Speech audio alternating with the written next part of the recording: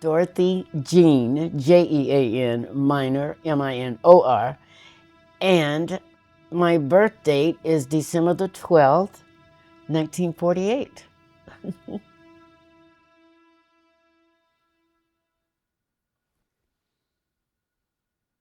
Well, I'm very outspoken. I am a people lover, and I just love people. I love people.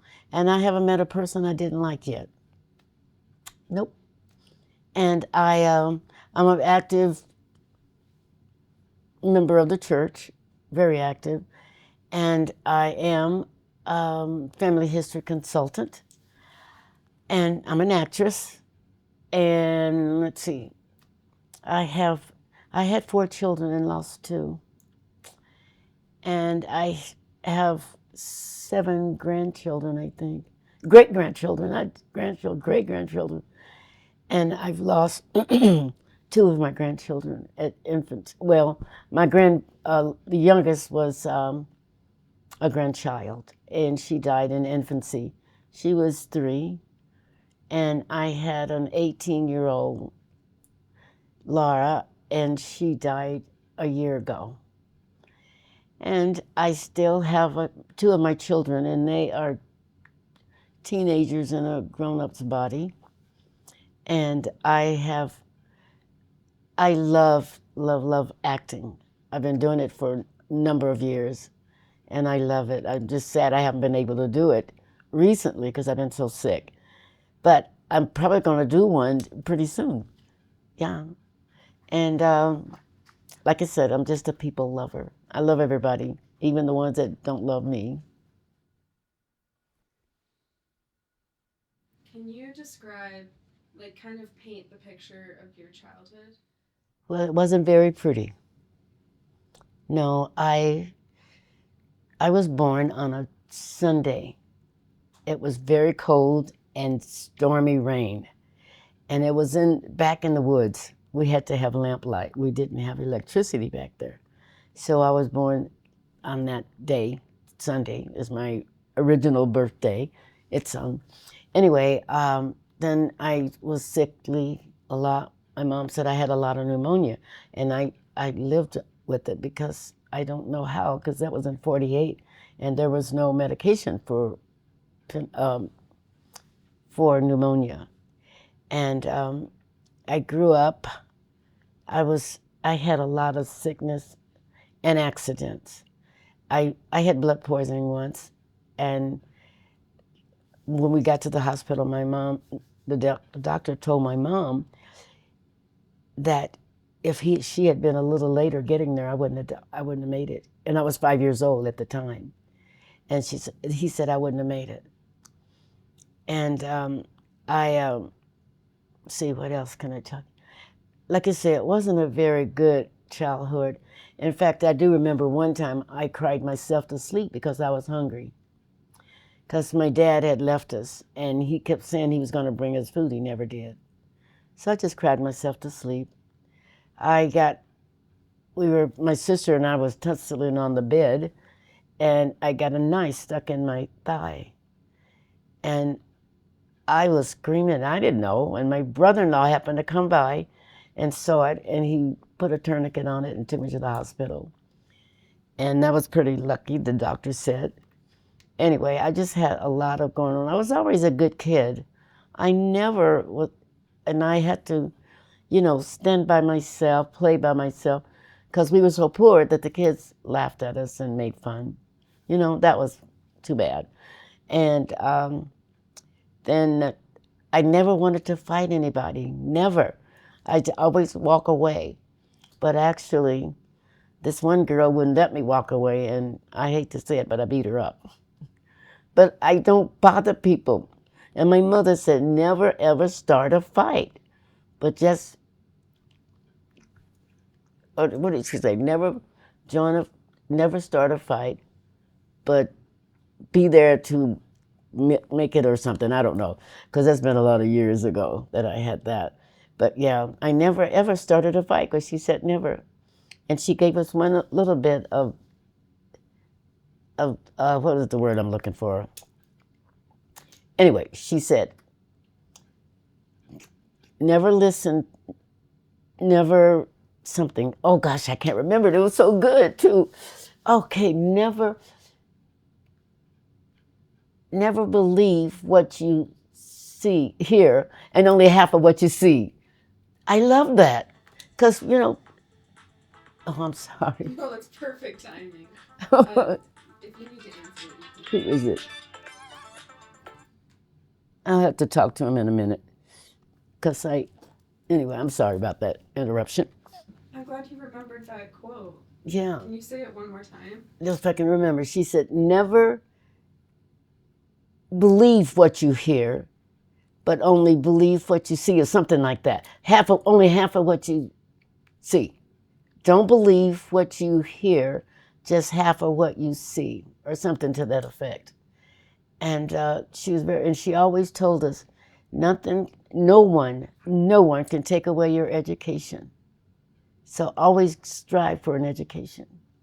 She was even though she was illiterate, and she really was, and I don't know where these sayings came from that she had, but she said them. And I tried to live them up, because out of 9 children, I was the only one that finished college. And I only had a job, a good job like this. Oh, not like that. I was thinking about acting. But I graduated from CEU and became a nurse, so I think I lived up to my mom. Yeah. Is there anything else you'd like to say about your mom? Oh, she was so funny. She would tell us scary stories. And we knew they were scary and they weren't true. But she would tell us all of these scary stories about what happened back in her day, And so, and we believed it. We were little kids. She was our mother. We had to believe it, And she was really cool. And she was the greatest fisher person or fisher lady, because she fished. And she was always outfished everybody except once. And she didn't outfish me. And I didn't know how to fish really, but I was just lucky, and I got all these fish, and I was squealing and screaming because I was really scared of them. And she said to me, "If you're gonna catch the fish, catch them, and don't be squealing like that." She was not happy that I beat her that time, but I never did it again, never. And my mom was kind of funny too. She didn't want to be bothered when she was fishing, and she made a deal because she never did learn to drive. My dad yelled at her, and she never tried it again. Anyway, that's like me. I don't like to be yelled at. Anyway, she made me a deal, and I fell for it, hook, line, and sinker. She said, "Now, if you take me fishing, drive her fishing, then I'll bait your hook," because I was terrified of worms. I couldn't touch them. And I said, "Oh, that's a deal." So I went fishing with her. And every time I would get a bite on my hook, I'd lose it because I didn't know how to catch it. And so I'd have that post and hook hanging in her face. And she got tired of that. She said, "If you're going to fish, you're going to learn to bait your own hook." So there you go. And that's a funny story, too, how I baited my hook. It was crazy. It was crazy. At what age were you when your dad left? I was probably between 7 and 9. Probably between 7 and 9. What do you remember about that experience? That was my dad. I hate to even say it, but it's true. He was a wife abuser. And even though he left us, he still preyed on my mom. And we were so little at the time, we couldn't help her. We just cried. And then when we got older, he did not want to do that because my brothers, I had 4 big brothers, and he wouldn't dare come near our mother. But finally, she got free from him, period. And she lived happily ever after. Who were you closest to in your childhood? Probably my big brother to start out with. But he got to be a big brother, and he wasn't very nice. Well, none of the kids really treated me nice, which is really weird. I was like the black sheep, literally, you know. And they just, I don't know why they didn't like me. I loved them, but they all, one came up and just whacked me across the knee with some wire pliers for no reason at all. And if I tried to get them back, guess who got punished? Yours truly. Anyway, so I tried to get him back for that. And this is not very nice. But there was a rake laying in the yard, and I stepped on it, and it came back and slapped it right in the forehead. But I got punished for that. So, oh well, there you go. What were your favorite toys as a kid? Well, I never had a favorite. Well, yes, I did. Every Christmas, our newspaper was about this big in my little town. And they did save a place for you to put your Santa letters in, you know. So every Christmas, I wanted a cowgirl suit and a nurse's kit. Those two things, and I never got them. I wanted and so I never got them. But that's what I've always asked for. But we got toys, but it wasn't what we wanted or anything. It's what they wanted to give us. But anyway, that's that. And for my birthday once, I got a bicycle. I never got a birthday present from my family because I was born on the 12th of December. And I never got a present. But one of my father's husband and wife, they found an old bicycle, fixed it up and everything, and gave it to me for my birthday. And guess who didn't get to play with her bicycle? Yours truly, because they took my bike and they tore it up. So I was really kind of mistreated. And I'm writing a book. I think I told you that. And one of the things I said that I used to, seriously, I didn't tell you this, but I used to wish I was white because I felt like all white people were rich and they wouldn't treat their real daughter like I was being treated. I did. And so I would go off to myself, read my comic books, which I absolutely loved, and just be by myself because I couldn't feel comfortable around my family, you know. And they never got punished for hitting me or doing anything bad to me. I'm the one that got the punishment. But anyway, I still love my siblings. My mom and dad are gone now, and my favorite brother is still he passed away December 13th, I think. No, December, yeah, it was 2013. And I couldn't even go to his funeral because I was in the hospital. He would be the one that picked me up at the airport. He would stop and buy me food, you know, and he gave me a key to his house. He gave me a car to drive while I was there. So he was my favorite brother. I loved them all, don't get me wrong, but he was my favorite. So he was probably your best friend. Oh yeah, he was such a sweetheart. I made these things. I'm kind of a creative cook, and I made these things that are kind of similar to chimichangas, but they're not. Anyway, I made some of those once when I was down visiting, and he liked them so much he wanted me to make some more. So I made him more. Oh, I would have done anything for him. He's my sweetheart. And he died while I was in the hospital. I wasn't thinking about asking this, but you bringing up that there were times as a child you wished you were white. Did you Mhm. experience any racism as a child? Oh yeah. Can you tell a few Well, you know, experiences? I get one right here. I can tell you, and I won't give her name. You probably wouldn't know her anyway. And this was in Tennessee where I lived. She was such a bully, and our schools were way apart.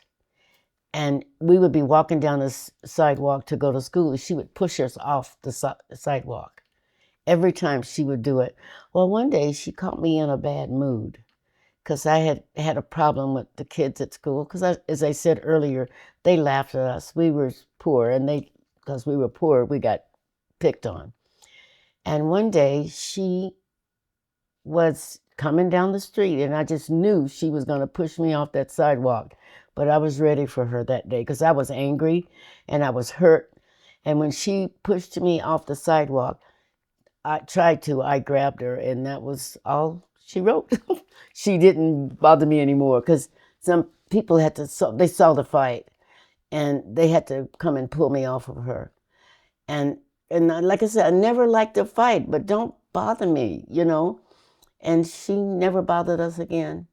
But on the other hand, there was white people that was, or Caucasian, however you want to, they were so good to me. I was 12 years old and I had a job. I worked at this house, this family's home, and they had 3 kids almost my age. And so I would babysit the kids, clean the house, and cook the meal. And I was just going to sit in the living room or something while they ate the dinner. And they weren't going to hear that. You come here to the table, you sit with us. And they were such wonderful people. And they didn't have a prejudice bone in their body. Because once I was walking down a place called Lake Street, and it's probably from your door maybe to that car, that small. And I saw these kids, they were running to give me a hug. And I was looking around because I thought somebody was going to see it and cause trouble. But they didn't. They were with their mother, and they came down and just loved me. And I was so sad a few years ago. They had the 2 girls and a boy, and he died. And it was just, I guess it was coincidence that I had to be down there visiting, and I found out about that, and I went to the viewing, and they were I got so many hugs you would not believe. So not everybody was that way. And once in 1963, I believe, our house burned right after Easter. We had nothing left. And by nightfall, we had almost more after that than we had before the fire. So they came to the rescue when there was a need, but otherwise they didn't fraternize. But like I say, some were okay and some were not. Do you remember who your first crush was? Oh my gosh, yes. I'll never forget him. He's passed away now. But yes, I was only 5 years old and we lived not far from each other. And I won't give you any names because I don't think anybody's left that would know him anyway. This has been on my South Fulton side of the town. And right next to our house, or kind of kitty corner, there was some concrete steps. And he was probably 2 years older than me. And we would go to church. We would call that our church. And we would go play on the steps. And then when we grew up, we became boyfriend, girlfriend.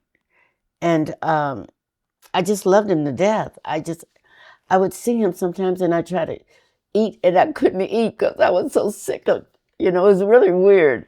But I just loved him to death. And then one day, he had the audacity to want to date another girl as well.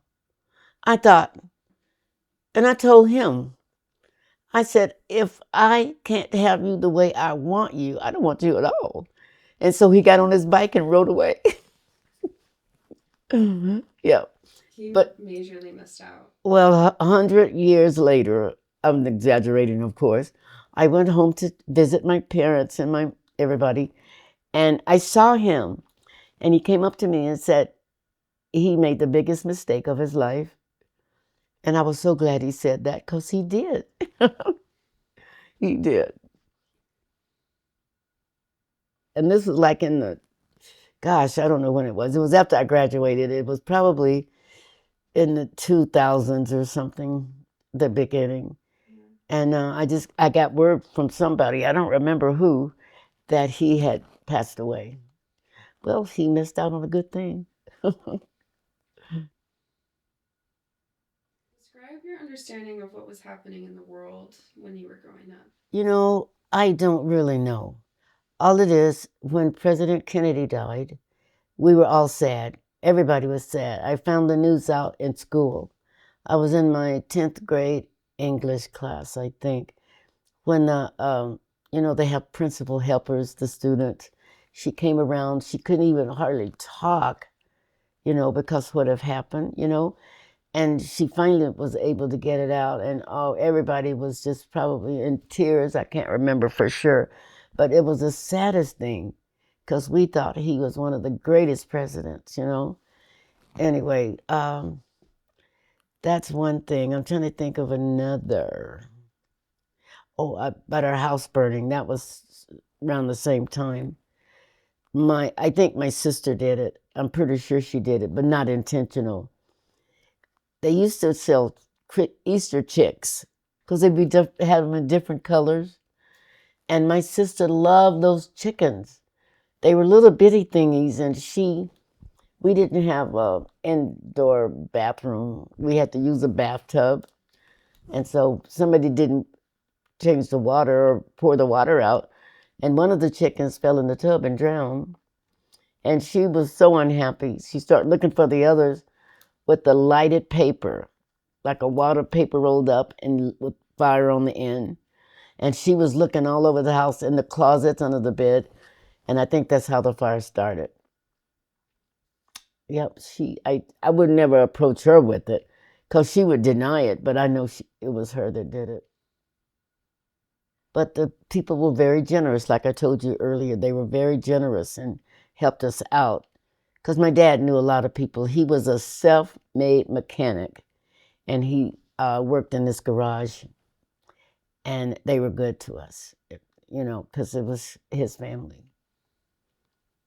What was the community like that you grew up in? It was all black.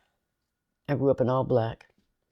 So there was no segregation, no integration back there. You stayed, okay, what was this? There was a saying. If you're black, stay back. If you were white, you were all right. And if you were brown, stick around. That was the saying going around. But one good thing came out of my childhood. I was on a TV show called Dance Party because I could really dance. And I don't remember how I even got on there now because it's been so long ago. But I was on TV at Dance Party. I loved it. And then when I could see it on TV, oh, I was even more excited that they watched me on TV. I would love to see this. I would too. I wish that I could but it was one of those black and whites because we didn't have color TV. And I don't know if it's even still around anywhere, but I would love to see that. See me on Dance Party again. That was so fun. It was really fun. What did that give to you? It just made me wanted to be an actor. I wanted to be Loretta Young. You're probably too young to know who that is, both of you. But she was most beautiful woman, and I couldn't see color because it was black and white.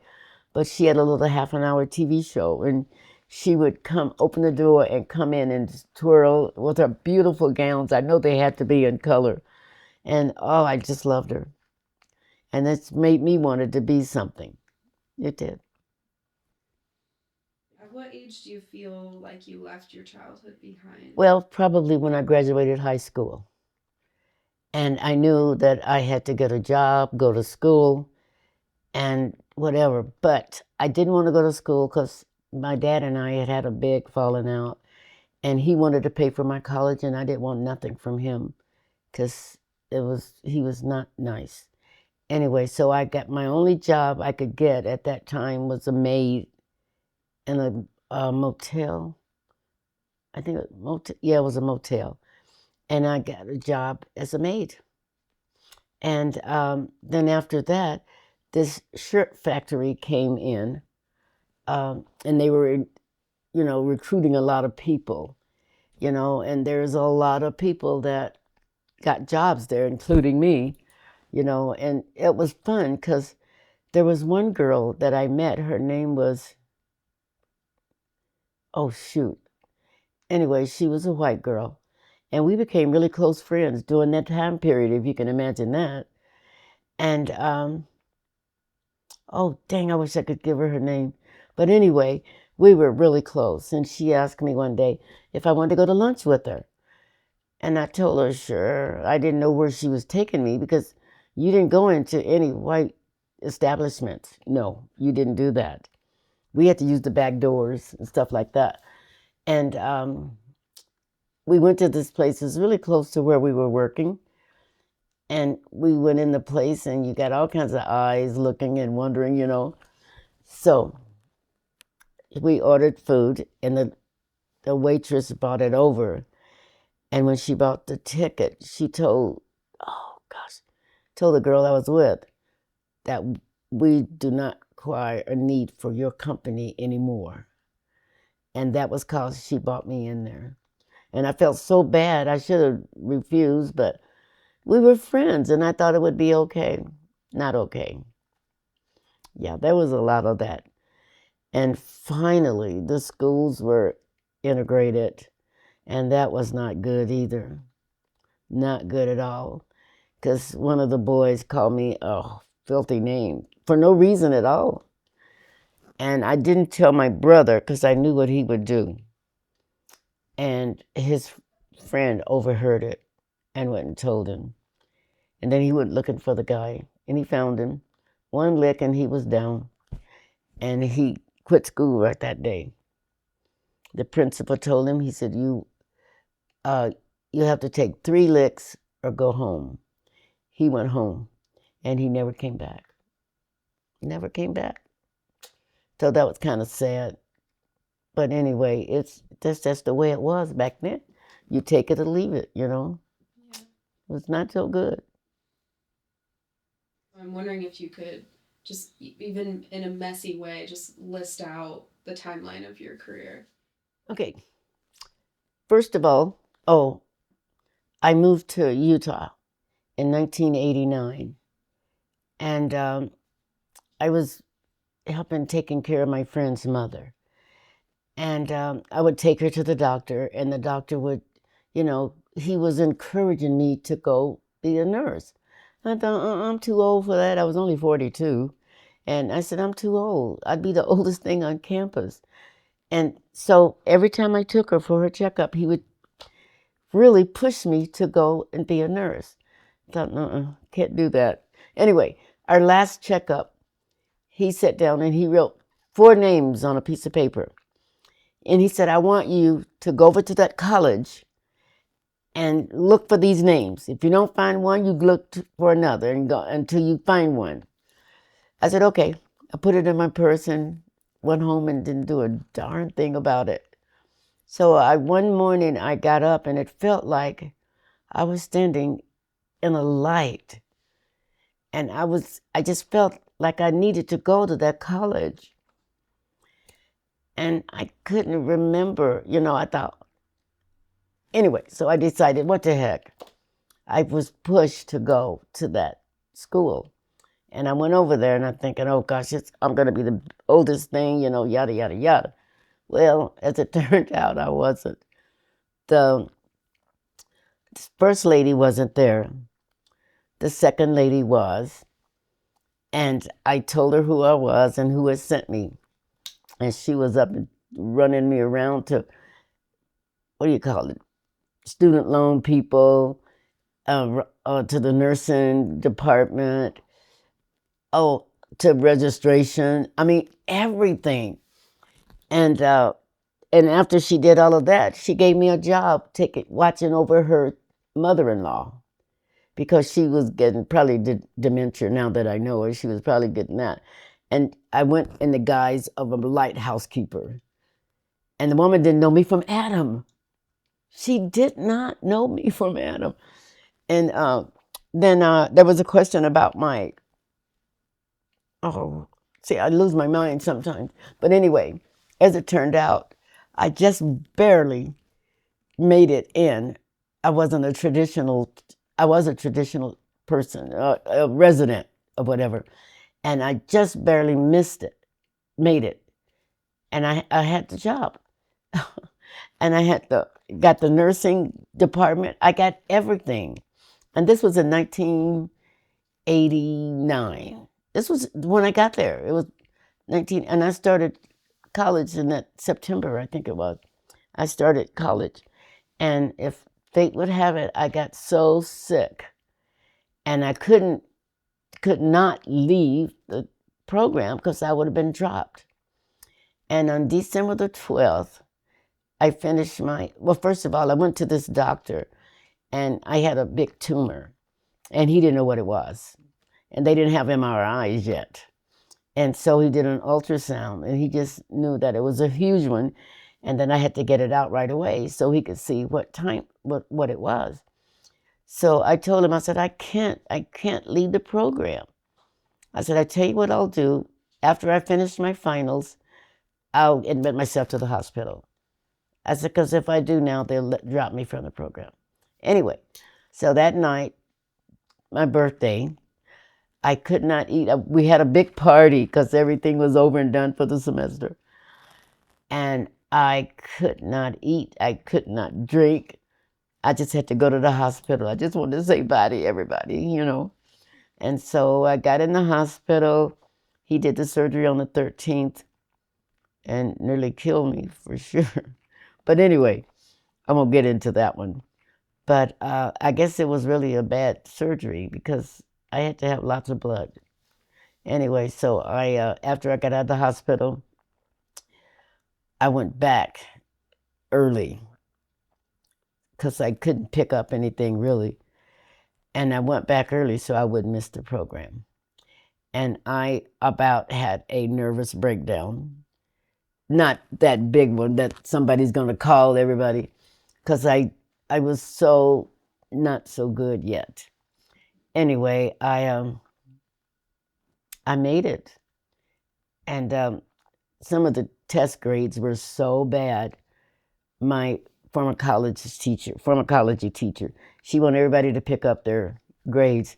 I said, oh, I can't do that because I know I'm one of those. I just could not do it. But guess what?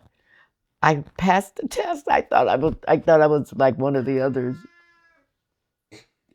Okay. Hi there, girl.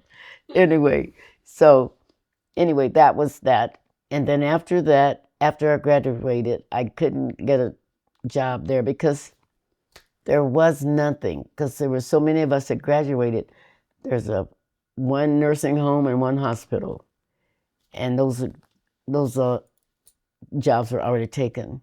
So my only alternative was to go to Salt Lake looking for a job, which I really did not want to do. And believe it or not, the first job I tried for, I got it, and that was a nurse on Tosh.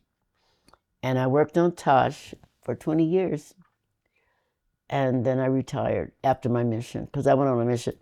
And after that, I retired, and here I am.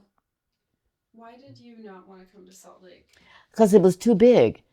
I lived in a little small town similar to Helper, and I didn't want to.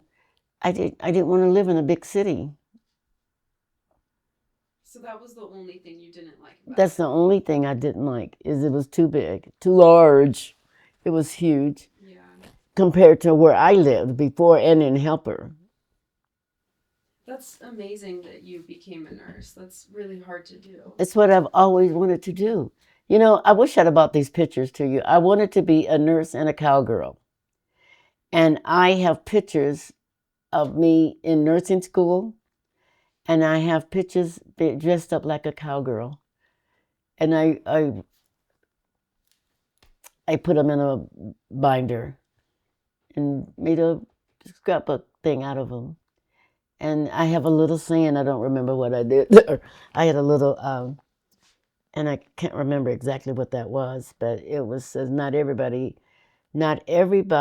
gets their wishes, you know? And something about me, I got mine, yada, yada, yada. But I was so I had my hat, my cowgirl boots, rather, correction. And I had a beautiful hat I loaned somebody and I never got it back. Never got it back. And it was a Stetson. And I never got it back to this day. And You so gotta go find it. I wish I could. I wished I could. Anyway, but that's too old. I got my hats now. I got hats. And I don't have boots. Yeah, because I gave my boots. Oh, they were so beautiful. Because I thought it was causing my back trouble. And as it turned out, it wasn't the boots at all. It was my knees. So they're gone. That's that. One of the guys that I really liked, he was from Chicago. because I lived up near Chicago. Now, after I graduated and everything, I went to live with a family member in Chicago. And I mean, not in Chicago, in what's the name of that? Kankakee, Illinois. Anyway, I always liked tall men, and he was very tall. And we would be laying on the bed, and he would hang off the foot of the bed. So that's just a little old full size bed. Anyway, his hands were twice as big as mine, and he was probably about 6'9", 6'10", even 7. And I came up to his waist. And I decided to break up with him because I was afraid of him. He'd never done anything to me or for me, didn't never hit me or anything like that. I was just scared of. I said, he's too big, because I wasn't this big back then. I was a little girl. And I thought if he ever hit me, he would kill me with those hands. And so I broke up with him. I was afraid of him. Do you think that fear just came from your dad? It could be it could be the way he treated our mom. Yeah. Because right now, I'll tell a guy, you hit me, you better not sleep in my house, and you better not eat what I cook. And I was serious. Because how can a woman defend herself from a man? So you have to have something to keep yourself safe. And I did a trick on this one guy. I dated a lot. I didn't really. Anyway, made a trick on this kid. And I kept telling him, leave me alone. And he wanted to do this and he wanted to do that. I said, leave me alone. And when he didn't leave me alone, I got the karate stand as if I knew karate. And he quit and left me alone because he thought I had karate. And so because I really look mean and, not inviting. And so he left me alone. So anyway, so that's that. But some of the guys I really liked, some of them I didn't. This one guy wanted to marry me on the spot, and I said no. I don't know. I was still very young, and he was older, man, very good looking though, and he was willing to do anything in the world for me, anything. He said, all I would ask you to do is just be at home when I come home from work. And any woman with her right mind would have taken that guy up. I don't know. It's just something about him. And then he said something that's kind of scared me. He said, you are going to be mine in this life and in the next. Then he had to go because I didn't know what he was talking about. Anyway, I didn't know what he was talking about. And I wasn't taking any chances. I had 2 babies to take care of. And I wasn't going to take any chances with my children. No. And nobody dared even look cross-eyed at my children because nobody touched my kids but me. And I had 2 marriage proposals. That was one. And the other one was he was across the street neighbor, but he was in the military. And he wanted me to move to Memphis, Tennessee, leave my job behind and everything, and just take my kids and move to Memphis. And I said, no, I don't think I'll do that because I'm stable. I have a good job. I worked at the hospital there. I said, I get a good job and I'm not going to blow that. No, not even close. So that's that.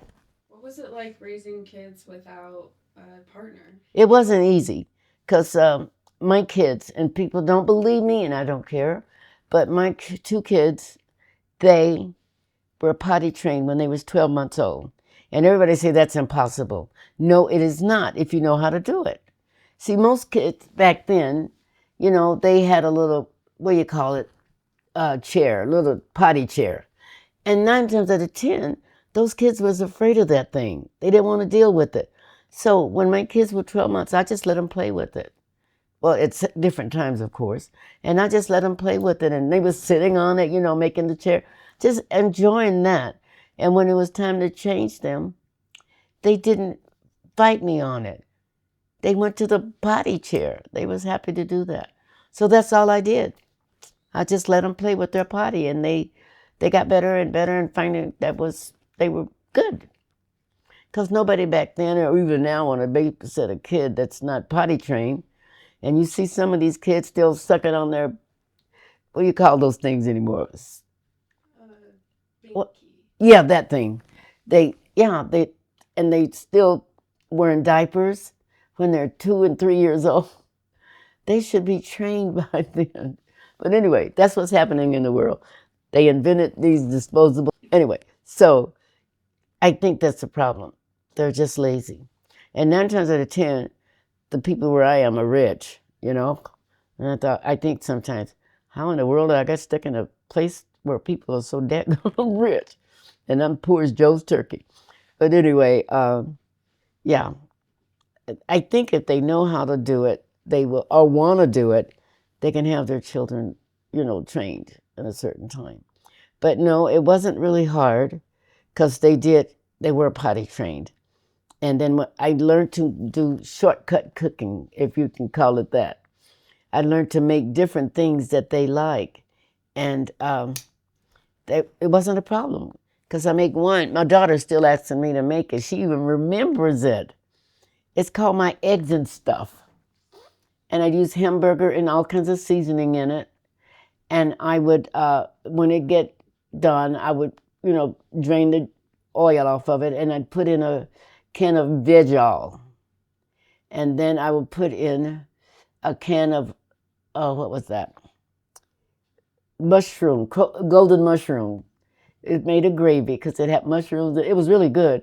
And then I would crack 4 eggs on top because that's how many was there, 4 people. I get 4 eggs and then let the eggs cook with a little pepper and salt. And that was our dinner because she made it in a skillet, like a skillet meal.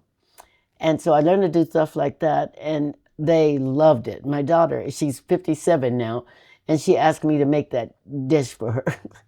I said, no, you're old enough to make it yourself. Anyway, so it was not hard because I didn't have a trouble getting a babysitter. And I cooked the meals when I got home from work, and they weren't that quick, long and intricate. You don't do a lot of stuff. You just do a shortcut. Like I did, I used to make my own bread. I would make whole wheat bread, and I would make my jam, and like that, and stuff like that. So I didn't have a lot to do, So I enjoyed it until they became teenagers. Then that was the time that I wanted to take a long vacation when they became teenagers because they were, oh, never mind. The teenage is not my special year. No, it is not. When they were little, what was your favorite thing about being a mom? Oh gosh, we used to do. I taught them how to play board games, and we would all put. And of course, they would lose, but sometimes I would feel a little guilty, and I'd let them lose the game, win the games, not lose the game, wins the game. And we did that. And when I was in Kentucky, where I lived, I had a big, huge backyard. We would play volleyball. I had a barbecue grill out there, and so it was really fun, real fun to do that with them. Yeah. I bet you were a really good mom. I mean, you still are. I hope so, and I hope they didn't turn out because I was not a good mom. I really don't, because they have chosen their own way.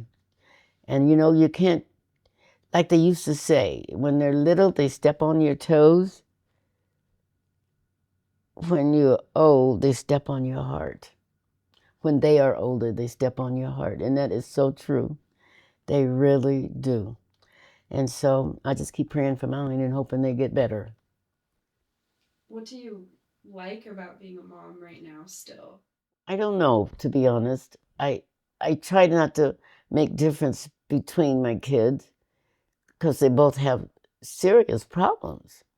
And I try to just love each one of them the same and be the best to them I can. And so I don't know that there's anything else I can do. And just keep praying for them. And hopefully in my patriarchal blessing, I won't disclose a lot of that. But the last thing he said to me, if I can remember, he said, I bless you that your children will come into the gospel through your witness. No, I bless you. As long as you remain faithful, your children will come into the gospel through your witness. Close quote. And so I rely on that. I believe it. I truly. They were both baptized, and they just fell away. They didn't want any part of it. I don't know why, but that's that. What was your experience first getting pregnant? Honey, I was still as active as I was before I got pregnant. I played basketball, softball, whatever. I didn't just quit. I just kept doing things because I'm very active and I love sports and I love playing them. And I just wouldn't quit. And but the first one died. He died. He died in infancy. And I just kept, and I don't think that had anything to do with it. I know pretty much what happened. And to tell the story, it might affect somebody else. So that one I won't tell. But he died just a fraction of a time at 5 months. And it wasn't, let me see. I don't want to disclose this because, like I say, there's still people left that's alive that it might hurt them. So I don't want to hurt anybody at all. That's why I put fictitious names in my story because I didn't want a biography because it has to be precise, you know. And I thought I'll just use, phony names, but I know who these names are.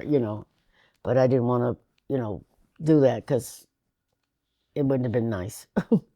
Yeah, and I could because I remember the stories very much. I hear that's like the greatest pain a human can go through. It is. It is. Because, oh, it is the worst. Because Tony was only, like I said, just shy of 5 months. And I, well, I hated some of the stuff that went on. And, I'll tell you this much. My sister, my oldest sister at that time, she had her fifth, a minute, she had her fifth child, sixth child, and she didn't have, her husband worked out of town or something, I don't know.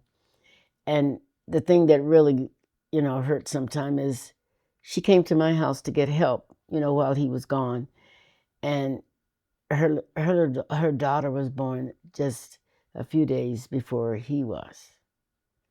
And I think about that a lot. When that time comes down, it was December when he died, December the 5th, I believe, 4th or 5th. And she was born the 1st of December, I think. And that bothers me sometimes because she's still here and he's gone. But I'm not holding a grudge. It's just that I think about it sometimes. Because having to have grudges of people is not good. So I always try to forgive everybody for whatever and know that one day they'll see the master. I really believe that. And they'll have to, look at him and tell him what happened and why. But I know my baby's dying was not intentional. I know that. It was not. Do you get glimpses of your son and what he's doing now? I wished I could because I know where he is. And both my sons that died, I know where they are. And I dream about my younger son more because I believe, don't think I'm nuts, please, but I believe that when you dream of those kids or people that have died, that is a visit. I think they're coming to see you. I don't, like I said, I'm probably crazy. Don't, anyway, but I think that's what it is. I believe, because I'll tell you this story. When I first went to the temple, I, my 14-year-old niece had been killed. I think she was 14. Anyway, she had been murdered. And I asked my sister if I could do temple work for her. And she told me I could. So we would go to the Atlanta temple. That's where we were, that was our temple. And we got there because it was 8 oh gosh, 8 hour visit, visit, 8 hour trip is what I'm trying to think. Anyway, we go there, we take stop at the temple, and then we go to our motels.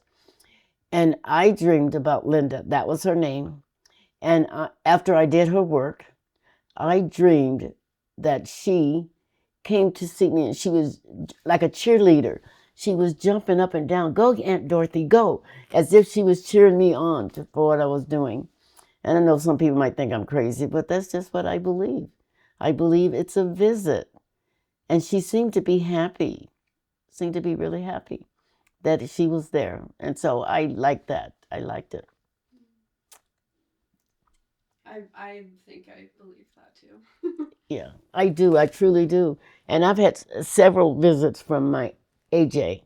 He's the youngest that died. He was the last one. And I believe so much he comes to me a lot. And I think it's in dreams.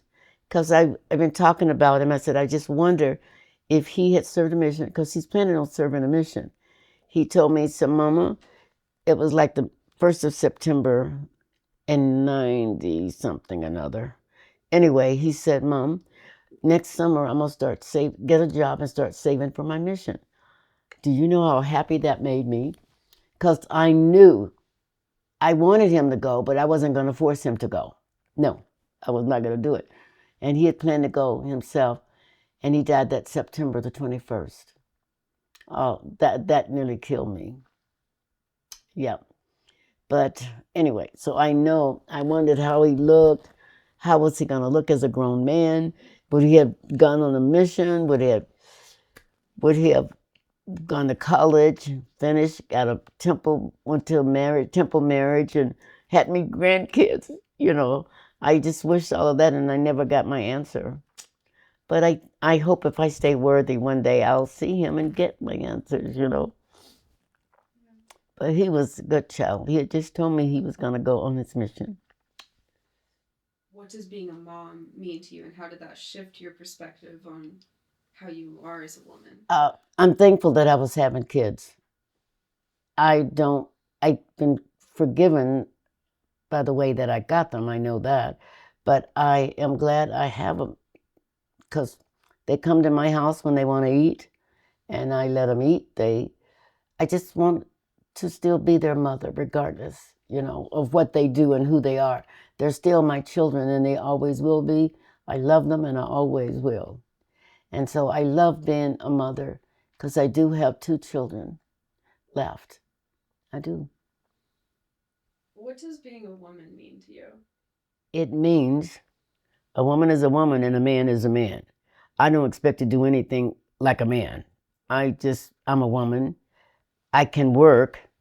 I can raise children, but I'm not a man. And that's some women are so into that. I just don't know, because I would not try to do anything like a man, because I'm not a man. I'm a woman, for Pete's sakes. Throughout your life, what have been the things, like symbols and colors and objects, that you've noticed the most? Okay, purple is one of them. I may have one of them in here. I found it years ago when I moved to help her. My friend and I were walking up in the mountains, and it's like a desert up there. And I found this on the ground, and I've had it in my pocket ever since. And I think I thought I put it in here, because I usually put that in my purse with my other little thingies that I really like. And it's really beautiful. And it looked like it was carved. Nope, not that one. Oh, this one is my elephant one, because I love elephants. That one. This one is one of my favorites.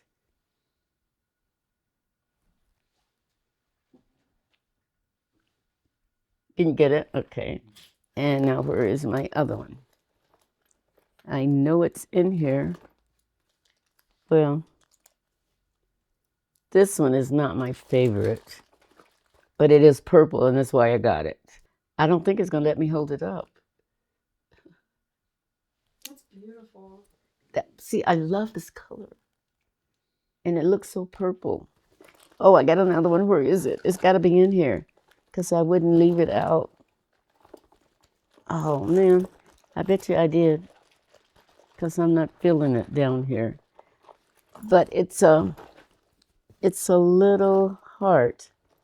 It's about as big as either one of, probably almost as big as this, but it's shaped like a heart. And it looks like it's been carved on there. And it's so beautiful. I don't know why it's not in here. You want to know what's in my purse? Now you'll get to know what's in my purse. This is hand sanitizer. It's a spray hand sanitizer. Okay, this is lotion because my hands get so dry. Well, this is my beautiful. That's got to be here. But it's not. Oh, I got some M&M peanuts. Anybody for M&M peanut butter?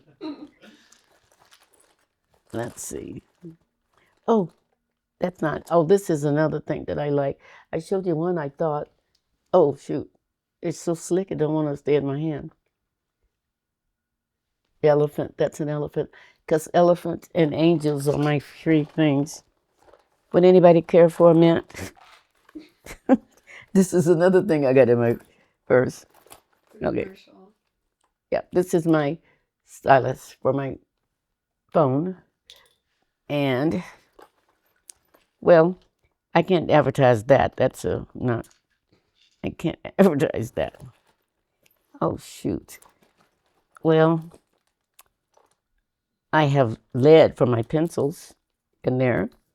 This is cologne, a nail file finger thingy, the clippers. I cannot find it. It's not here, and it's one of my favorites. Why have you admired and noticed these things? Like, why purple?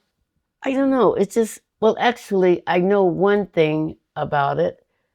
It's African people wear really colorful costumes and stuff. And purple is one of their colors, and it's supposed to be a royal color. But I've loved purple for as long as I can remember. See? I've loved it as long as I can remember. And I didn't know about the African thing until I don't know when. But I went to, a few years ago, I went to a Nigerian celebration. It was their celebration of their, when you're freed or whatever. And they had it here in Salt Lake. And I was invited to go, but they didn't know I was Nigerian because that's where my heritage is from. And I went there and I had one of my African outfits on. And I wanted to go home and hide. They were exquisite, their costumes. Oh, I don't know if you've ever seen any, but they were exquisite. And the caps that they wore was unbelievable. Anyway, so I went there, and it was really a good thing, but I couldn't eat the food. That food did not turn me on at all. I couldn't eat it. The only thing I could eat, there must have been a Cornish hen or something, because it was a little wing. Not a wing, a leg. And then they had an American salad. That's what I could eat. But it was a beautiful thing. They danced. They had dances going on and all kinds of stuff. And I got lots of pictures of them, but I don't have any with me. And that's what I like, these colors. Blue is my daughter's favorite color. And my son likes purple as well. He likes purple. So we have our own colors and all of our junky purses, So, yeah. You've also noticed elephants and angels throughout your life. Oh, elephants I like because they have human emotions. They mourn their dead. And when the mother is going to have a baby elephant, the women of the tribe or herd or whatever you call it, they surround that woman and no man dare to break that circle because they help the mother with the baby. And when it comes, they all help take care of that baby. And so they're good for that. And like I said, mourning their dead. And you know what? I saw a film once on elephants, and they were, the mother had lost her baby down a hole and she couldn't get it out. So, of course, she was trumpeting, trying to get help.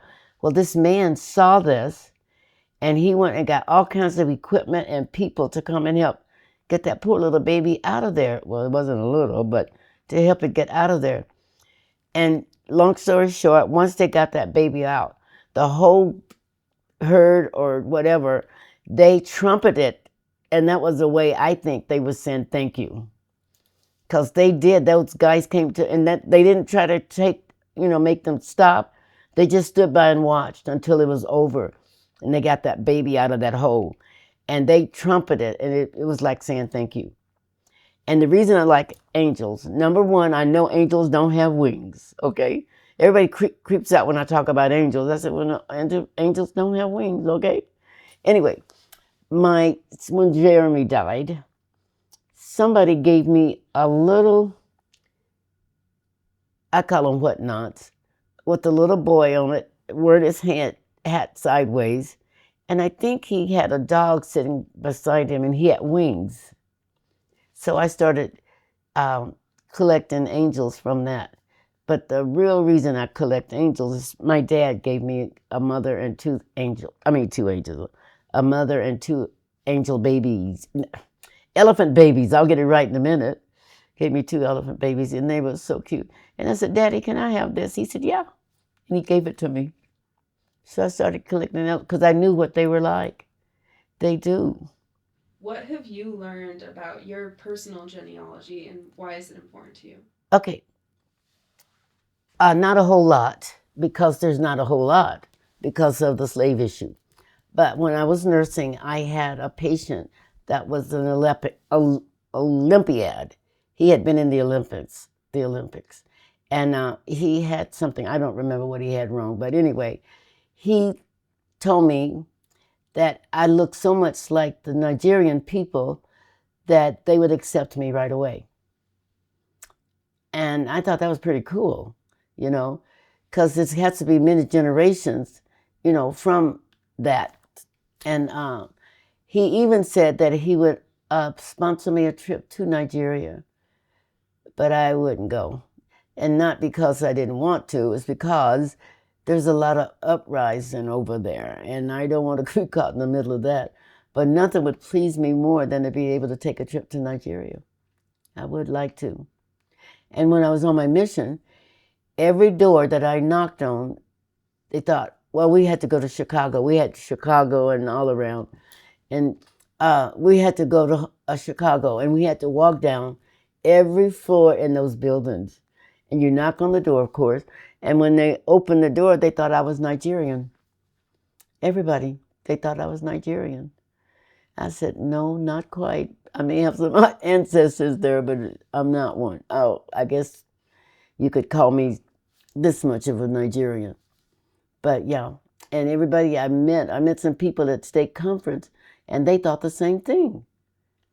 And there was a lady that chased the missionaries down, and so he called us, my companion and myself, he called us to ask us if we would go help them teach this lady, because they can't teach a single lady.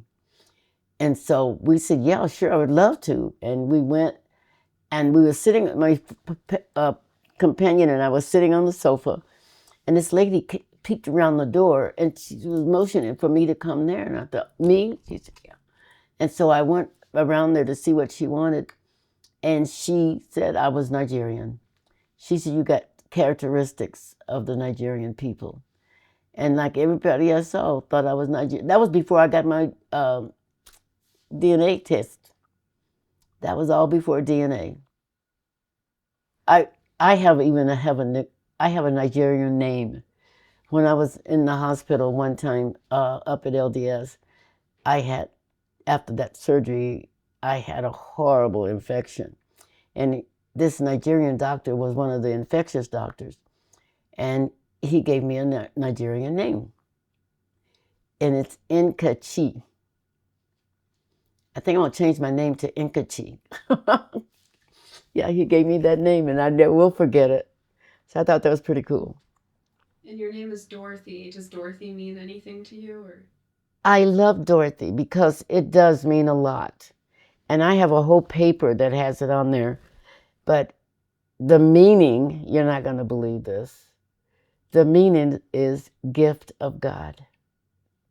That's what all the Dorothys and Dorotheas and everything mean. Gift of God. How has your perception of yourself changed as you've aged?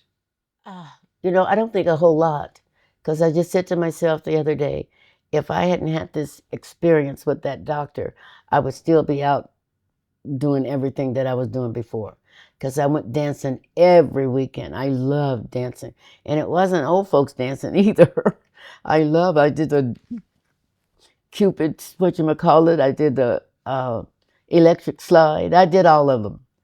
I have danced like that all of my life.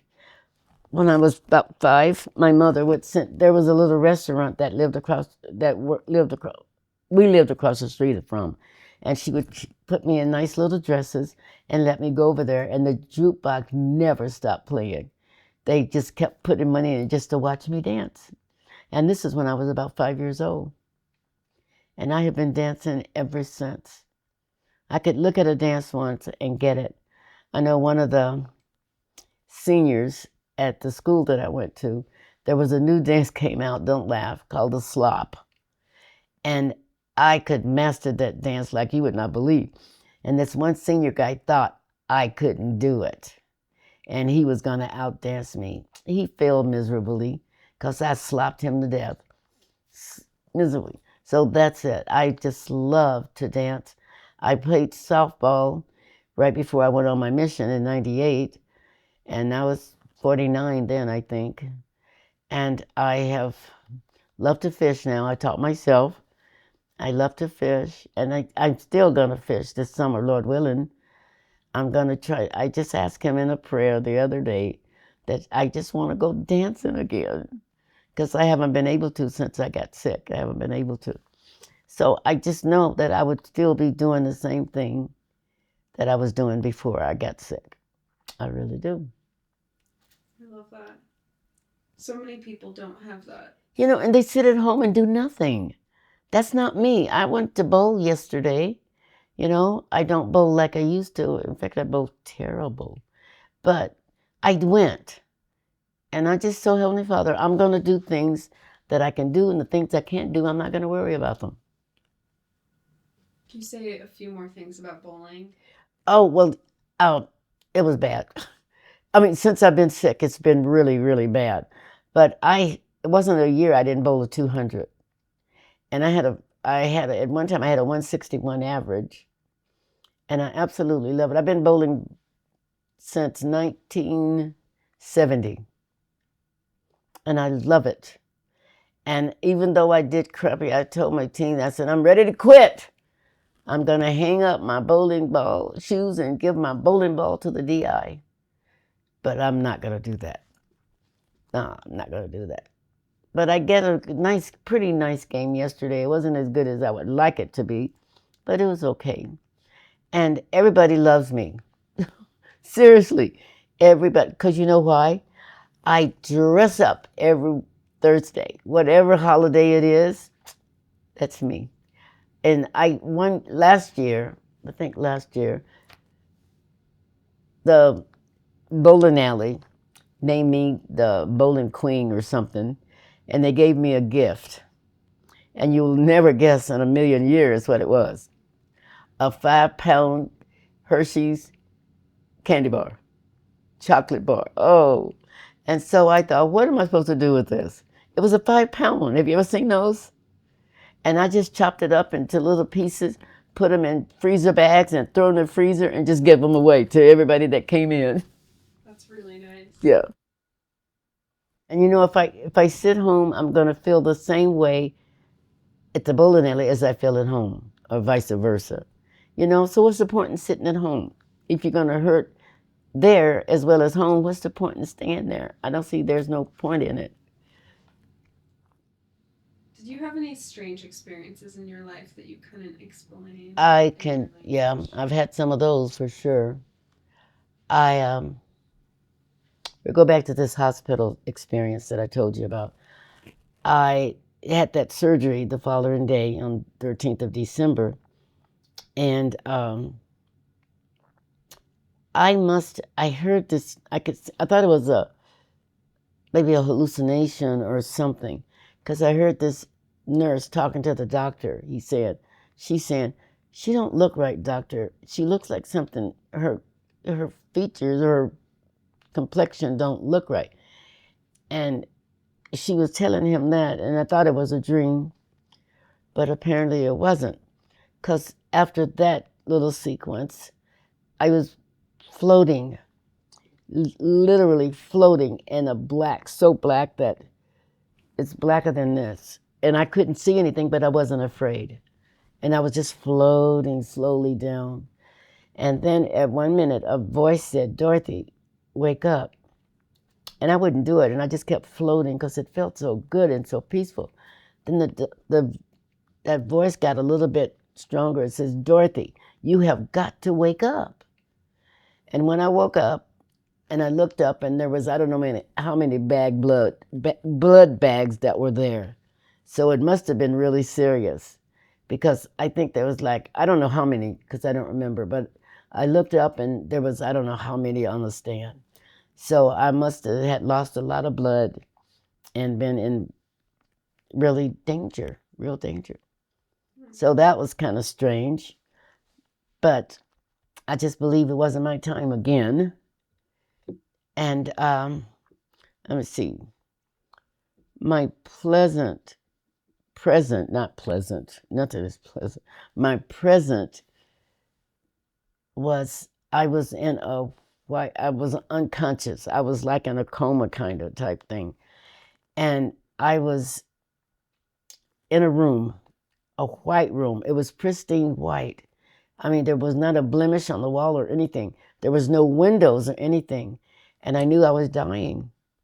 I knew I was dying. And I asked in the dream, I asked Heavenly Father in a prayer to help me, because I'm not ready to die, or I didn't want to die, or something to that effect. And I came out awake, because I just knew I was dying at that point. Okay, little girl. Anyways, I'm trying to think if there's anything else. Oh, there's a lot, but there's some of those I don't want to disclose. There's a lot of those, and I don't want to get. And I don't never usually disclose them to anybody, because so many people are skeptical. There's no believers anymore, you know? And I thought, well, so what? They'll find out one of these days, you know? Because there's so much. I was thinking, I think I told you last time we spoke, that there's so many people, mostly women, that are on antipsychotic drugs, antidepressive drugs. And I think Prozac is the number one. And that's because they have these bad experiences and they don't talk about it. They need to either talk to somebody special, a friend or family member, or a psychologist or psychiatrist, and tell them what's happened so they can be healed. They can't be healed if they don't talk about it. And that's why I don't think I've had any problems, because I don't mind talking about what's happened to me. And I've had some bad things happen to me. And I just talk about it. And that's so much therapy. It is so much therapy. And that's what we need. That's why I want everybody, men, women, whatever, children, to talk about it, because they can rise above that. Because it's not what you wanted to do, it's what somebody inflicted upon you. It's not your fault. You didn't ask for that. And that is what I think about it. Thanks for sharing that. Not a problem. I'm excited for people to hear that. I am too, and I wish they would take it for granted. That's why I'm writing my book, because I told all the stuff that was bad in my life, and I want them to know I've come way above that, and I feel like I'm just in the right place, doing the right thing. You know. Do you have any secrets that you hope people find out after your death, but not before? Well, I put some of those in my story, but I didn't go into any detailed stuff. But I did put some, and no, I'm not afraid. I like I say, I've have told some people, and it's gonna be in my book, but it won't be, like I said, it won't be in detail or anything like that. It'll be, and the names on there won't be exposed. Does death scare you? In all honesty, it used to, but since I've had the experiences I've had, I'm not afraid of it. I'm not saying I don't want to go, but I'm not afraid of it anymore. I used to be really terrified of dying, but not now. Nope. How do you envision heaven? Okay, I wasn't going to tell you this one, but I will, and show you how I can tell that it's heaven or paradise. I was in the hospital again because I had a huge hematoma, and it was just drawing blood out of me. And so they had to take me back to surgery to get it fixed. And I was there in this dreamland, is what I thought it was at first. And believe it or not, I was standing right beside Jesus Christ. I can't tell you what he looked like. I cannot tell you what he said to me, but all I could see, there was beautiful people, all dressed in white, and there was flowers. I mean, flowers of any species, I don't know, that was as far as I could look. And I know we talked, but I'm not going to say anything more about that. And I don't know why or what, but I thought it was a dream. So when I got it, they took me up in the room, when they do, and I thought it was a dream. I woke up, I said, was that a dream? I said, no, that was real. And I said, no, I fought with myself back and forth. And I would not have been certain that was a dream until one of the nurses I worked with, she apologized for not coming up to see me. She said, because they sent me home with strep. I'm glad she didn't come up. Anyway, she said, I saw you, and I've never seen a person come out of surgery with such a grin. She said, I was smiling like she couldn't explain it. That was the truth. I stood right by him. But like I said, I can't tell you, not that I don't want to, it's I can't tell you what he looked like. I cannot tell you, and I can't tell you what he said to me. I don't remember, but it's real. But you remember how it made you feel. It made me feel, I was just smiling. She said she had never seen anybody smile like that coming out of surgery. Because she was on the same elevator with me when they took me up. And I just know it's real. I just know, and from my conversion story, I know. I don't guess, and I don't hope. I know. And I will never, ever say I don't. Never. Because the things that happened to me, it happened, and it was my time. Because everybody has a time to come into the church or make a change in their life. Everybody's got that. And that was my change in time. Yep. What do you personally feel like this life is all about? It's all about preparing for what's yet to come. Because I believe that this time is a probationary time. It's time for us to get right and do what we're supposed to do. Because I do believe time is really getting short. Because look how fast these years are coming and going. I really believe that. And it's time for us to get better, to do our thing, whatever we're supposed to do. Because there's a lot of work out there to do. And it's time for us to get that done. Yeah. What's your personal message that feels really important that you impart on others? Okay, I got it here. People do not have to succumb to adversity. They can rise above it. That's my message.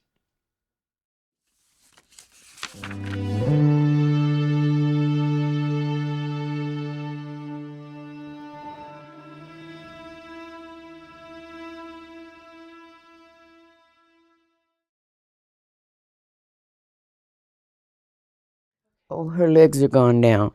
I've lost another pair of legs. Anyway, these are my kids. This is an elephant because I broke my other necklace. I was doing the laundry and I bent over and it went in there and pulled out and broke. So I lost Tony. That was Tony. So I made him an elephant because I love elephants. Absolutely love them.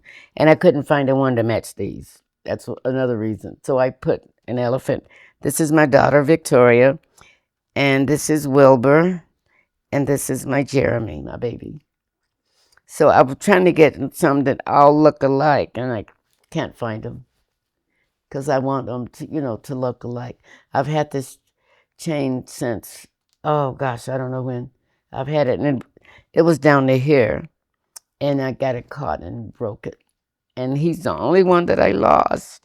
Anyway, I was a hostess at the Church Alpha building and the Joseph Smith building. And I went over to ZCMI when they were in business, and that's where I found it. That's how long I've had it.